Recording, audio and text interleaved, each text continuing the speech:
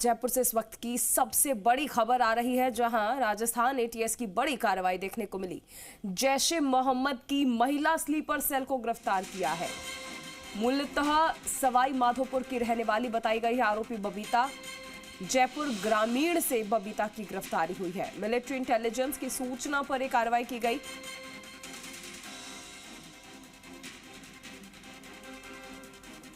Brain wash करके तैयार किया गया है महिला को। पाकिस्तान भी जाना चाहती थी महिला, धर्म परिवर्तन कराने की भी कोशिश की थी महिला की।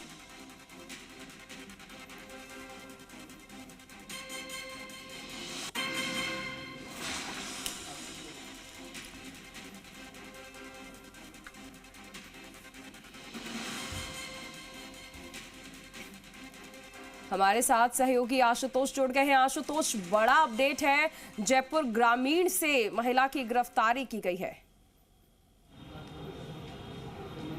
देखिए, बिल्कुल मिलिट्री इंटेलिजेंस की सूचना पे ये कार्रवाई की गई है राजस्थान एटीएस की तरफ से। अब इसको क्या स्लीपर सेल के तौर पे इस्तेमाल किया जा रहा था या नहीं किया जा रहा था, ये जांच में आगे कंफर्म किया जाएगा। लेकिन अभी तक की जो भूमिका है इस बबीता नाम का इसका महिला का बताया जा रहा है, ये बहुत सारे ऐसे एंटी नेशनल पेजेस थे, ऐसे बहुत सारे एंटी नेशनल अकाउंट्स थे सोशल मीडिया पे, जिन पे लगातार ये बहुत एक्टिव रहती थी और वहाँ पे बाकायदा कमेंट भी करती थी। और अभी तक ये संपर्क में आया है कि जो आतंकी संगठन है जैश-ए मोहम्मद, उसके बहुत सारे जो प्रतिबंधित भारत में ऐसे अकाउंट्स हैं, उन लोगों के ये संपर्क में थी, उन लोगों के हैंडलर्स के ये संपर्क में थी। बाकायदा इसका ब्रेन वॉश भी किया गया है, क्योंकि जिस तरीके के इसके कमेंट्स थे उससे बहुत साफ साफ ये लगता है कि उसको पहले ब्रेन वॉश किया गया। और ये भी जानकारी में सामने आया है कि वो मानसिक तौर पे इस कदर भी तैयार कर ली गई थी कि पाकिस्तान उसको ख़ास ट्रेनिंग के लिए या मिडिल ईस्ट में उसको ट्रेनिंग के लिए अगर भेजा जाता तो वो पूरी तरीके से तैयार थी। अभी तक ऐसा जानकारी में सामने आया है कि उसको मानसिक तौर पे इस बात के लिए तैयार कर लिया गया था कि वो पाकिस्तान या मिडिल ईस्ट के आसपास के जो ऐसे एरियाज़ हैं जहाँ पे जैश-ए मोहम्मद के संभावित तौर पे जो ठिकाने होते हैं, वहाँ पे जाए और बाकायदा ट्रेनिंग ले। मूलतः सवाई माधोपुर जिले की ये श्योरिटी कैसे है कि जैश-ए मोहम्मद से इसके कनेक्शंस थे? क्या इस बाबत भी कोई सबूत जो है वो एटीएस को हाथ लगे हैं? क्योंकि ये तो तय माना जा रहा है कि इसका ब्रेन वॉश किया गया, लेकिन कनेक्शन जैश-ए मोहम्मद से है, इसके कोई सबूत भी मिले हैं क्या? देखिए, बिल्कुल राजस्थान एटीएस ने जब पूरी जांच पड़ताल की है, जो पूरी प्रोफाइल को खंगाला है, मोबाइल को खंगाला है एफआईआर दर्ज करने के बाद में, और इसको गिरफ्तार किया गया है। 27 पर ये रिमांड भी है, यानी कि एक इंटरोगेशन की शुरुआत भी हो चुकी है। तो ऐसे में ये साफ़ है कि ये इसके जो तार हैं वो जैश-ए मोहम्मद से जुड़ते हुए दिखाई दे रहे हैं। और जैश-ए मोहम्मद के ही जो ऐसे हैंडलर्स जिनको ये जिम्मेदारी दी जाती है कि सोशल मीडिया पर ऐसे लोगों को टारगेट किया जाए, उनका ब्रेन वॉश किया जाए, और फिर भारत की आंतरिक जानकारियां कैसे जुटाई जा सकती हैं, ठीक उस तरीके से इस्तेमाल किया जाए। आप देखेंगे कि मुश्ताक अली जो कि जासूस जिसको गिरफ्तार किया गया था, उसको भी पाक के जो हैंडलर्स थे वो लगातार इशारे करते थे, और इन इशारों पे फ़ोटोज़ वीडियोज़ भारत की आंतरिक सुरक्षा की वो भेज देता था। जहाँ तक इस मामले में बात करें, ये मिलिट्री इंटेलिजेंस का शुरुआती इनपुट था, जिसको डेवलप किया गया राजस्थान एटीएस की तरफ से। एफआईआर दर्ज की गई, इस महिला को गिरफ्तार किया गया, और जो पूछताछ में खुलासे हुए उसमें बहुत सारे ऐसे जो अकाउंट्स हैं वो सामने निकल के आए जो जैश-ए मोहम्मद के थे। कुछ ऐसे कॉन्टैक्ट्स, कुछ ऐसे सोशल मीडिया पेजेस मिले हैं जिनके संपर्क में ये महिला थी।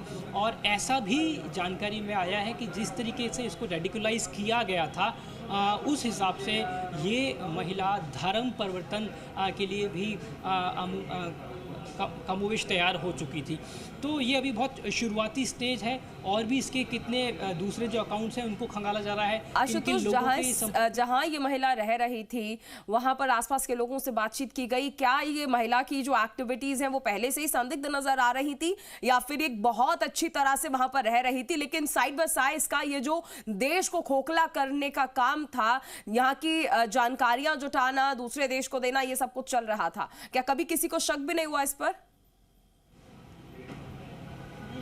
देखिए, अभी तक ये जानकारी में आया है कि जयपुर का जो आउटस्कर्ट्स एरिया है, यानी कि लगभग जयपुर का जो बाहरी क्षेत्र है, ग्रामीण क्षेत्र है, वहाँ से इसको सबसे पहले डिटेन किया गया और फिर गिरफ्तार किया गया। अब इसकी सराउंडिंग्स किस तरीके की थी, किन लोगों के बीच में रह रही थी। आमतौर पे इस तरीके के लोगों को ये टास्क दिया जाता है कि आम लोगों में ही कनेक्ट होकर रहना है, और जब खास दिशा निर्देश मिले जाएं तब ही स्लीपर सेल जो है वो तैयार होते हैं। और इसी तरीके से जो जैश ए मोहम्मद हो या दूसरे आतंकी संगठन हो, वो अपने स्लीपर सेल्स को तैयार करता है, और समय आने पे जब उनको टारगेट दिया जाता है, जब टास्क दिया जाता है, स्पेशल टास्क दिया जाता है, तभी वो एक्टिव होते हुए नज़र आते हैं। अब ये कितने समय से एक्टिव थी, कितने समय से जैश ए मोहम्मद के कनेक्शन में थी, कौन कौन से ऐसे अकाउंट्स हैं जिनके ही संपर्क में थी, उनके नाम क्या थे, ये सभी जांच का विषय है। लेकिन क्योंकि भारत विरोधी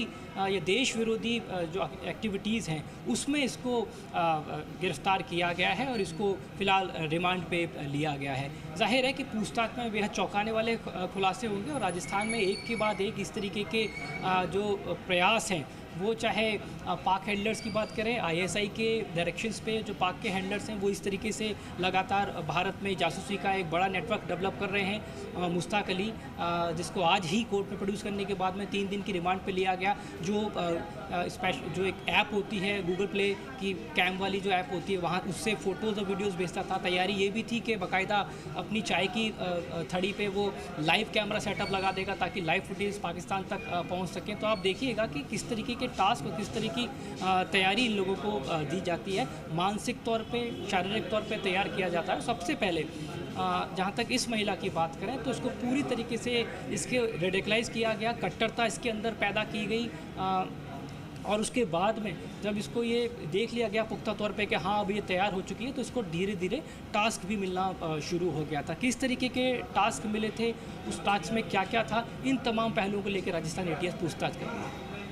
ठीक है आशुतोष, एफआईआर क्योंकि दर्ज की गई है, क्या क्या धाराएं उसमें लगाई गई हैं, इस बारे में कोई अपडेट है? और कितने दिन की रिमांड पर इसे पुलिस ने लिया है, एटीएस ने लिया है, कितने दिन की रिमांड? क्योंकि चौंकाने वाले खुलासे तो होंगे, ये तो जाहिर है, और इसके साथ साथ और कितने स्लीपर सेल हैं, इस बारे में भी जानकारी अब सामने आएगी इससे जब पूछताछ की जाएगी।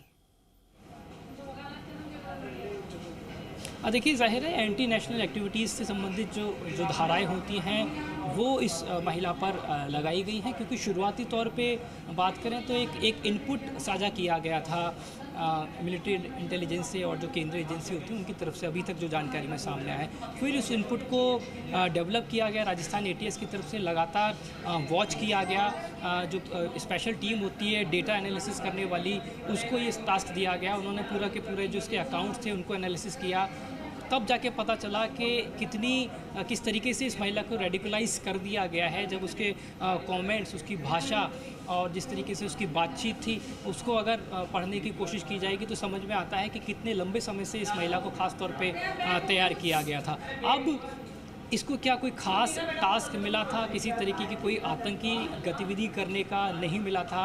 राजस्थान के कुछ इसको स्पेशल टास्क मिले थे, क्या इशारे जैश ए मोहम्मद की तरफ से इसको मिल रहे थे, ये ऐसे बहुत सारे जांच के विषय हैं जो कि धीरे धीरे पूछताछ में सामने निकल के आएंगे। लेकिन फ़िलहाल जयपुर ग्रामीण क्षेत्र से इसको सबसे पहले डिटेन किया गया, पूछताछ करने के बाद में इसको गिरफ्तार किया गया, इसके विरुद्ध एक एफआईआर दर्ज की गई है और कोर्ट में प्रोड्यूस करने के बाद में 27 तक इसको रिमांड पे लिया गया है। ये जाहिर है कि रिमांड की इस अवधि में बेहद चौंकाने वाले खुलासे होंगे, क्योंकि एक महिला को इस तरीके से तैयार करना ये अपने आप में बड़ी चौंकाने वाली बात है कि अब इस तरीके के आतंकी संगठन जो हैं, या यूँ कहें कि जो पाक हैंडलर्स जो हैं, वो तमाम इस तरह की कोशिश कर रहे हैं कि धीरे धीरे जो अपना नेटवर्क है उसको और बड़ा करने की कोशिश कर रहे हैं। नेटवर्क बढ़ाया जा रहा है, साथ ही साथ किस तरह से इन्हें ब्रेन वॉश किया जा रहा है, ये तमाम खुलासे जो हैं अब बबीता से पूछताछ के बाद होंगे। शुक्रिया आशुतोष इस तमाम जानकारी के लिए।